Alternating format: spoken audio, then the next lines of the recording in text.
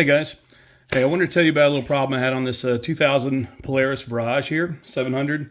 It pretty much has the same flywheel as like what's on the 1200s and stuff like that too, but I ran into a problem where when I was trying to take the flywheel off, one, it had so much corrosion on it from getting water intrusion into the mag housing and that kind of thing. I ended up having a problem where one of the bolt holes was stripped out pretty much right when I got into starting it.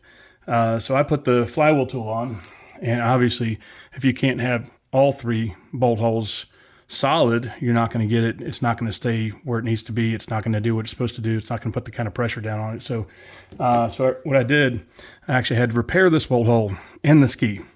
So what I started with was obviously a drill bit to get the hole drilled to where I could actually put a timesert in. Timesert is just a little bit bigger than what would be the size. This is an M8 125 bolt hole size. So I drilled the size right there to get that the right, pretty much right depth and everything. The crazy thing is that the stator is right behind it. So you have kind of technically about a ½ inch, maybe just a little over ½ inch to deal with. So I kind of had to mark the drill bit to make sure I didn't go too deep, where I found a good spot where I could kind of avoid the stator back there. So I drilled through. I got the tap. This is one of my tap sockets. This is how it pretty much tap socket goes in there, holds the tap like it's supposed to. So I ran the tap in there.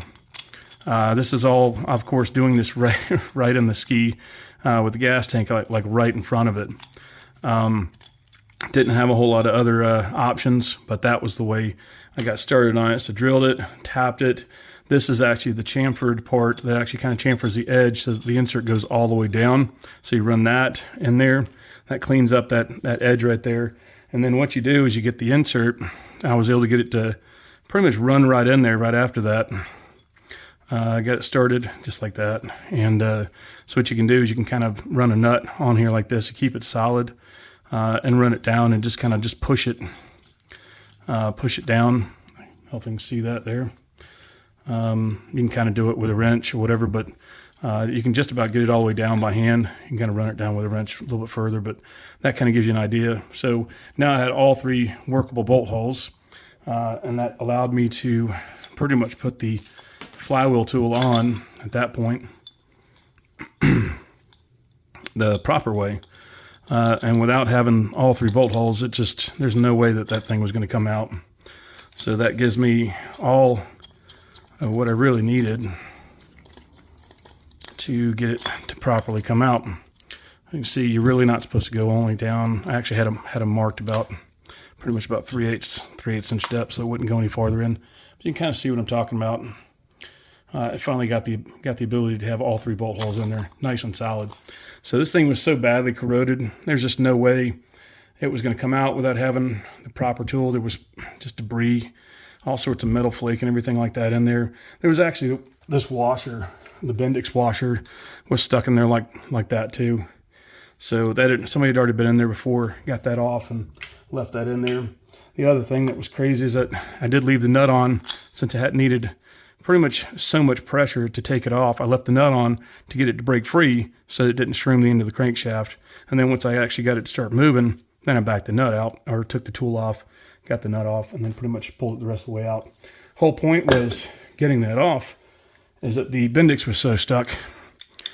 It's really still kind of pretty stuck. It was moving just a minute ago, but yeah, just completely stuck. So there's supposed to be a thrust washer here, supposed to be a thrust washer here. One of them was actually in the flywheel, but that's pretty much what I found when I took it apart. The other thing I found is that this is supposed to be on your nut. So this is actually the oil pump drive assembly right here. This is actually supposed to drive the oil pump assembly. And since the ski had been converted premix, this was just sitting there, and it had pretty much just melted it down.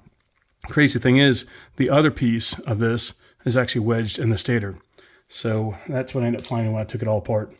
But just hopefully you get a chance to see that. I did use a 90-degree angle drill to do all of this in the ski. So that made a huge difference, getting at an angle just like this and making that, drilling that through. And then just, obviously the tap socket is one of the other things that's really helpful when you're trying to get it to go down nice and straight instead of using a wrench or something like that. So you drill it, you tap it, you use the chamfered portion to actually chamfer the opening, so it actually allows that insert to drop all the way down there. And then at that point, then you actually use this tool to just drive the insert down all the way into there. And then you can actually just pull this part back out and just, put the bolt in. So that is pretty much kind of covers all the things needed to get that done. But if you understand that the whole reason was just being able to get this flywheel off so the Bendix could come out. Now at this point, makes it to where the ski is repairable. And that was the insert right there.